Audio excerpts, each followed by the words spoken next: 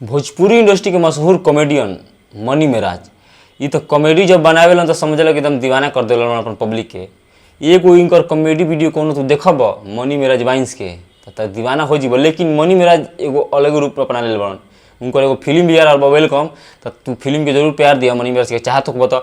हम बात कर लिया मनी मेराज के गाना की। मनी मेराज एगो गाना लेकर आइल बड़न चांद जी के साथ में, जो गाना का नाम हो आसमान से बरसे लागल।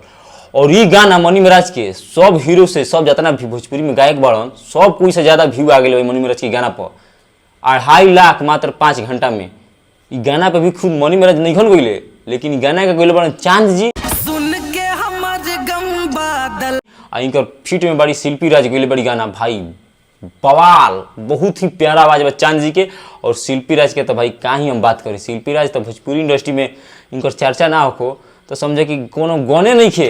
काहे शिल्पी राज सारा कलाकार के साथ गाना उनकर आवत रहता। बहुत बढ़िया बढ़िया गाना गावत रही, बहुत बहुत प्यारा प्यारा गाना।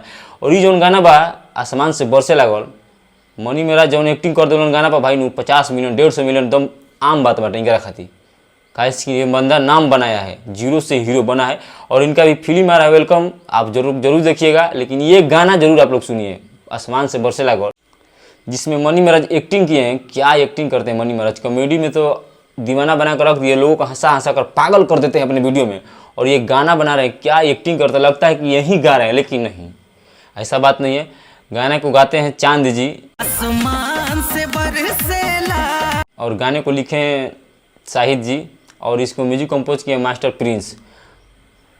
कुछ तो अलग करने की कोशिश में रहते हैं मनी मेराज। मनी मेराज का पूरा टीम बहुत अच्छा करता है, इसलिए आज शिखर पर पहुंच चुका है। बहुत ही खतरनाक गाना है, आप लोग एक बार जरूर सुनिए। मनी मेराज वाइंस को जितने भी चाहने वाले हैं जाइए उनका गाना एक बार जरूर सुनिए। हाँ, अभी आपको दावा देते हैं कि जाकर देख लीजिए जितने भी कलाकार का गाना आया है और मनी मेराज के गाना जाकर सर्च मार के देखिए, आपको फर्क दिख जाएगा। वो लोग इतने नामी हैं, इतने नामी कलाकार हैं, लेकिन उनका गाना पर यही 100 लाख व्यू 5 लाख व्यू यही नॉर्मल सा व्यू है। और मनी मेराज के गाने पर सीधे 5 घंटे में इतना व्यू, बाप रे बाप, चर्चा चल रहा है मनी मेराज का। फिल्म आ रहा है, छोटे से यूट्यूबर से स्टार्ट किए थे और जर्नी, और इतना मुकाम पहुंच गए मनी मेराज कि कोई हाथ नहीं पकड़ सकता उनका। तो जाइए उनका गाना सुनिए आसमान से बरसे लागल। बहुत ही खतरनाक, बहुत ही प्यारा, बहुत ही लाजवाब गाना। हमारा तो बहुत मस्त लगता आवाज।